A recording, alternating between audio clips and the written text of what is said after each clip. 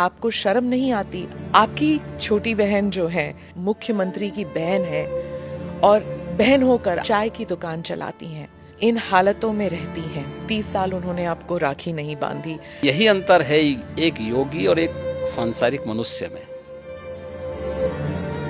देखिए, मैं कई वर्षों के बाद गया था जी। मेरे पिताजी का जो है देहांत 2020 में हो गया था। मैं उससे पहले उनसे या अपने परिवार के लोगों से कई वर्षों से नहीं मिल पाया था।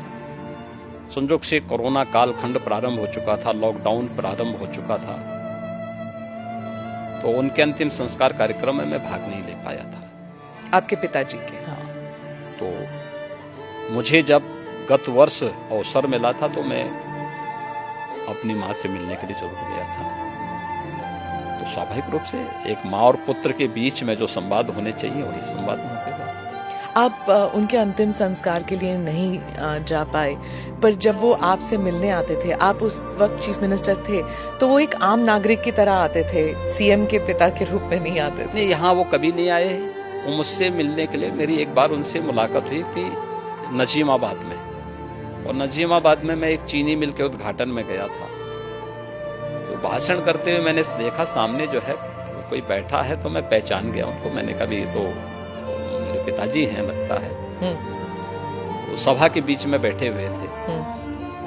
तो फिर मैंने सभा समाप्त होने के बाद अपने साथ के कुछ लोगों से कहा, मैंने कहा देखो यार वो आए हैं तो उनको बुलाओ, थोड़ा मुलाकात करते हैं। तो तब मेरी मुलाकात हुई थी। जी। आपकी छोटी बहन जो है उन्होंने एक इंटरव्यू में कहा था कि 30 साल उन्होंने आपको राखी नहीं बांधी। 2022 में एक इंटरव्यू में उन्होंने कहा कि कई वर्ष पहले जब उन्हें पता लगा कि आप घर छोड़ के आप योगी बनने के लिए निकले हैं, तो उन्होंने कहा कि वो भिक्षा मांगने वाले संतों में आपको ढूंढ रही थी और मिले नहीं आप उन्हें। बहुत मुश्किल हुआ होगा ना उन्हें? देखिए, इस सबके जीवन में आता है, लेकिन मुझे लगता है कि इन चीज़ों को हमें जो है केवल अपने स्वयं के स्मरण के लिए रखना चाहिए, और स्वाभाविक रूप से सबके जीवन में आता है। कई वर्षों के बाद जो है इस चीज़ें चलती रहती हैं। मुझे लगता है यही जीवन है। योगी के मुख्यमंत्री बनने के बाद कई लोग कहते थे कि आपको शर्म नहीं आती? आप मुख्यमंत्री की बहन हैं और बहन होकर आप चाय की दुकान चलाती हैं, इन हालतों में रहती हैं। मैं उनको एक ही बात कहूंगी, मैं गरीब हूं, ये मेरा नसीब है। शर्म तब आनी चाहिए जब आप कोई गंदा काम कर रहे हो, किसी के हक का छीन कर खा रहे हो। मैं तो मेहनत करके अपनी गुजर बसर करती हूँ। ठीक बात है। देखिए,